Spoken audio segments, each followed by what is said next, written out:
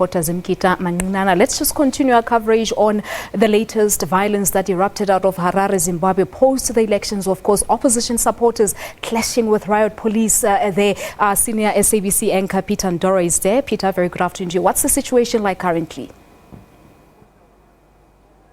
Thanks very much indeed. Look, we're still hearing some shots being fired. We saw a little bit earlier on army vehicles that had been deployed.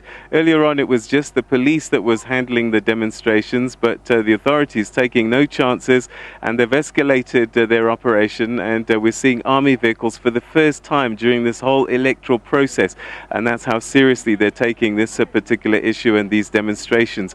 But I've got with me now the presidential candidate of the People's Progressive Party, Mr. Timothy Chigovare. Thank you very much for joining us and welcome to the program. Thank you. All right, so we've been monitoring results coming in, and the results have been showing that the ruling party has won the election again. The presidential results are the ones that are being delayed, and part of what we're seeing here is about that. What do you know about why the MDC is demonstrating? There is overwhelming evidence of election rigging and fraud, and it's very disturbing, and it's very visible, because even the ballot paper itself, it's in shambles. You can't see the candidates, and a lot of people have failed to vote because they are being misled by the ballot paper, which is not fit for such an important election. But as a candidate yourself, didn't you have access to the ballot paper before it went to the elections? The ballot paper was kept as top secret.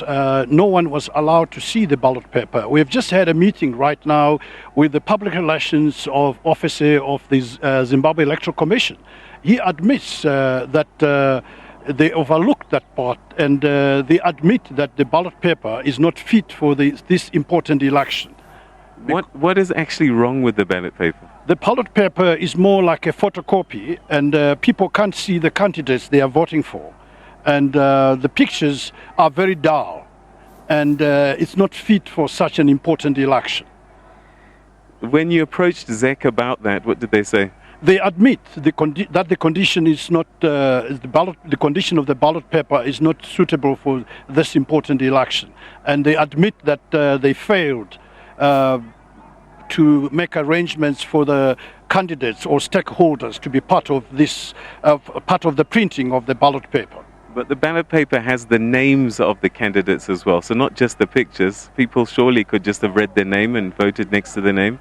The names are very small, and some people who are old people and some who have got poor eyesight, they can't see even the print, and they can't see the pictures, and that is misleading to the electorate. And even myself, it took me time to find my own picture on the ballot paper, and on the second ballot paper of one of the councillors or the MPs, it took me time to find one of the MPs, and I had to struggle to look for the name of the political party. That's how I managed to vote for him. But you could have got assistance from officials there. But there are some people who do not know what to do, and those are the people who have fallen victims. What should happen now? You're a presidential candidate, and I'm not sure whether you've won or not. They're still counting. But as we see these images of these demonstrations and some of it being very violent, what should happen now? What should the leaders be doing? I think the most honorable thing for the leaders to do now is to declare this election null and void, because there is overwhelming evidence of election rigging and fraud. But the election observers are not saying what you're saying. From what we have gathered from some of the election observers we have spoken to, they have never had an opportunity to see the ballot paper, and they have not been granted an opportunity to see the ballot paper.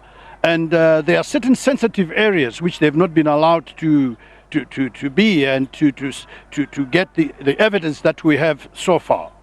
But people were able to vote MDC. You won a lot of, said that the MDC and other parties won a lot of votes, so surely they could see. Well, there are numbers of people who have been able to vote, and there are also big numbers of people who have not been able to vote. And what is actually happening now is that the MDC leader has won election. But there is a challenge now on the leaders now. They don't want to get people to know what's happening. And now they are now trying to come up with some other ideas or strategies to suppress the winning party. All right. So essentially you're not buying this story that this has been a free and fair election? Well, it's not a free and fair election. All right. Mr. Guara, we're going to have to leave it there. Thank you very much indeed for joining us. That was the presidential candidate for the People's Progressive Party of Zimbabwe, and he's saying that he's not happy with the election outcome.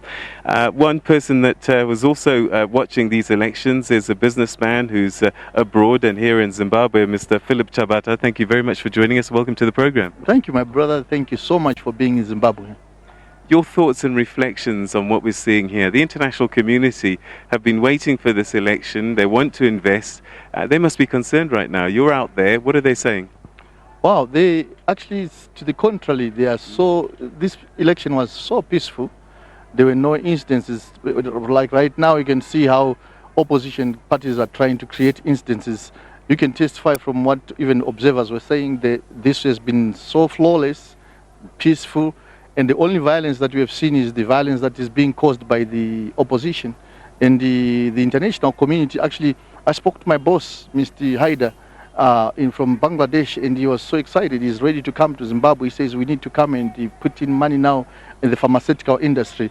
I'm in the pharmaceutical industry. So there's a lot of excitement from investors that would want to come to Zimbabwe, because I can tell you this was the most peaceful election that we've ever had in the life of Zimbabwe, and possibly in most countries in Africa. And also I stay in the United States. I've never seen such peaceful elections. Now those who have lost are trying to create in a situation whereby they can try to say, let's do a GNU or something like that, which is not really warranted. When everybody went for a free and fair election, and God, they say, is in it, and God is in it. So what do you make of reports that people are suggesting that at the ballots, what people were doing is that they were voting for the ruling party as MPs, but on the presidential, they were voting for the opposition? Well, that's their choice. People have a choice to vote for a MP on the ruling party, for the presidential candidate from a different party, as you were just saying, because it was free and fair. Nobody was being forced to do anything. And you are telling me that that's what they were doing, which means they were free to express their choice. What should happen now? Because these scenes that we're seeing, it looks as if the MDC supporters are just not going to accept this result. I'm not sure I'm not privy to why the MDC might not accept the result, because remember, people were voting ZANU on the member of parliament and a different member on presidential. If that's the case, the MDC must be the ones that must be saying, let's have these results. Unless they know that they've lost. The only person that they've lost will try to say will not accept the results. But if what you said and what they are saying is true, so let's have the results be told. We say the people's will must not be throttled by a small group of people. If you are in a party that has lost the election, you are a minority, and the wishes of the majority cannot be trampled by the wishes of the minority. No ways. That cannot be accepted. And you know, as a democratic nation, people went to elections knowing that if I vote, my vote will count. So why try to suppress the votes of the majority? If they have won, let the results be announced, and everybody then will know whether they are losers or something like that. Do you think that this could be an opportunity for the various leaders of the parties contesting, the presidents and of each party, perhaps to come out with a joint statement of some kind to calm these tensions? Actually, that's what should have been done. And I have heard the former president, now his former president, Mnangagwa, saying that people need to be peaceful. Remember, we used to say ZANU-PF is a party that perpetuates violence. But so far, you as a foreigner, you can see who is perpetuating violence. is the opposition. And the opposition leader has never come out to say, we don't want violence. Actually, they were BT was inciting violence, and the Japa, who is supposed to be one of the observers, was actually on video yesterday inciting violence. And you tend to wonder and say, why are they not even in the streets themselves? Why are they sending other people's children? If you want violent, go by yourself in the streets. You're going to have to, the country is going to have to win everybody over at some point. And whoever's the next president is going to have to find a way to make sure that these people that we're seeing on the streets buy into the new project. That's going to be a difficult task. Yeah, but you know that I stay in the United States. George Bush won over Gore. And actually Gore had more people, and there was never a GNU as these people are trying to say. This is all an excitement to excite young people so that they can push for a GNU. There's not going to be a GNU if you lose free and square. And the issue of having to bring in these guys into the same port, it is very important. The incoming president must be a president of all people, like what the former president was saying, Mnangagwa, that he is a president of all people. Look how peaceful he has been talking about, how he has been urging people to be peaceful. People were thinking that when he comes to power, he's going to arrest this one, he was going to do it, but he never did that. He is behaving like the real statesman that we have always thought he is, and also like a father figure. Now all these toys and all this, it's a ploy that was hatched at the Harvest House. What they are trying to do is to make noise so that they can actually hatch in and come in for a GNU. You know what? The plan is, they know that if ZANU-PF wins, if the candidate wins, I don't know the results as yet, if he wins, he is fixing the economy already. And if he fixes the economy, they have nothing else which will have them to have any relevance in the politics of this country. So what they are trying to do is to come into a GNU so that we fixed the economy together. No, let the party that wins make that decision. They can do an inclusive government if they want, but not a GNU when you have lost. If someone has got 50 plus 1%, they will form the government of the day. If they want to invade them, it's up to the president in his leadership. All right. Yes. Mr. Chabata, we're going to have to leave it there. Thank you very much. Okay, thank you. Okay. All right, so that was Zimbabwean businessman Philip Chabata, who was talking to us, and he, I think, is concerned, but feels that the election was free and fair and that the people made their choice. And as he said this plan was hatched at the MDC headquarters, Harvest House, to try and force a government of national unity of sorts. We're going to leave it there for the time being, but we'll keep you updated with this story as it unfolds. And at the moment, as I speak, there's still sounds in the background of protesters saying that they're just not going to accept this result as it is.